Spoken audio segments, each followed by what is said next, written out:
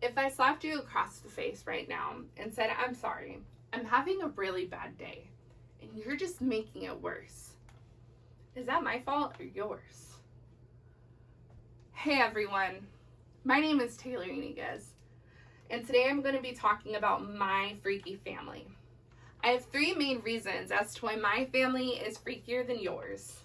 Number 1, my mom's idea of vacation are far from what most people would expect. Number 2, the kids had to grow up really fast. And number 3, most children learned how to ride bikes, while the ones I knew were learning how to navigate bad days. Let's jump into my first reason. I grew up a little more unconventional than most, with an absent father and a mom who had a drug addiction and mental health problems. To be frank, she had a long list of priorities that came before being a mother. There were often times where I was dropped off at a stranger's house, being told mom's going on vacation, before being left for days, sometimes even weeks.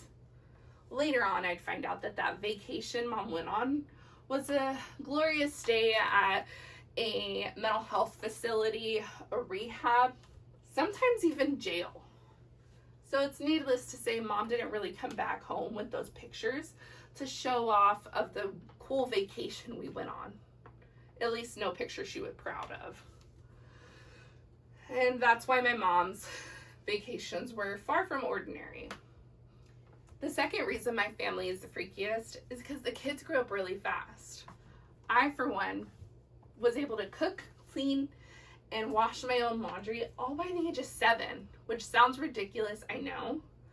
I have an 8-year-old now, and he doesn't even know how to start the washer machine, let alone where the soap goes in it.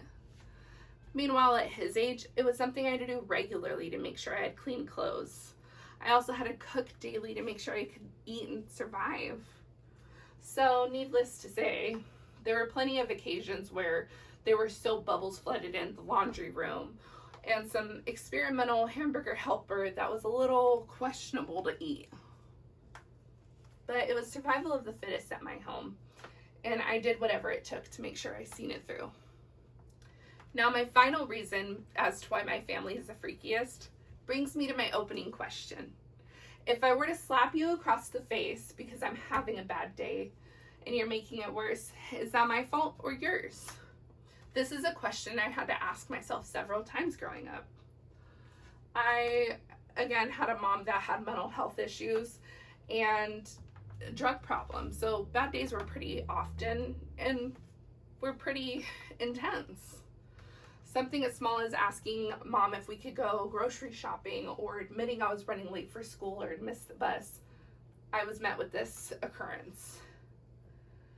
And so while most kids my age were learning how to ride bikes to make sure they weren't getting hurt, I had to make sure I knew how to navigate my mom's bad days and get through the day without getting hurt.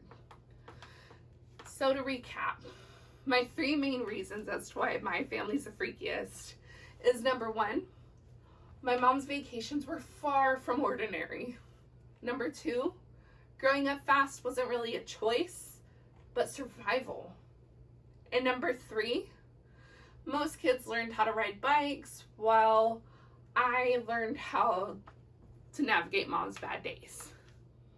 Now, I know my story got a little heavy, but I hope you can look at me today and see that I chose a different path than the one given to me.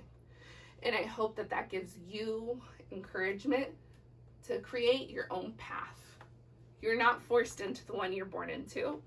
You can create one that you are proud of. You can break cycles. You can make the change. Now, I know every family is freaky, and I'm sure if you ask my kids, they'll tell you that I'm freaky in my own way too. But I'm proud to say that I go on vacations regularly with my kids, and we do bring back pictures that we're proud to show off of. And with that, I thank you.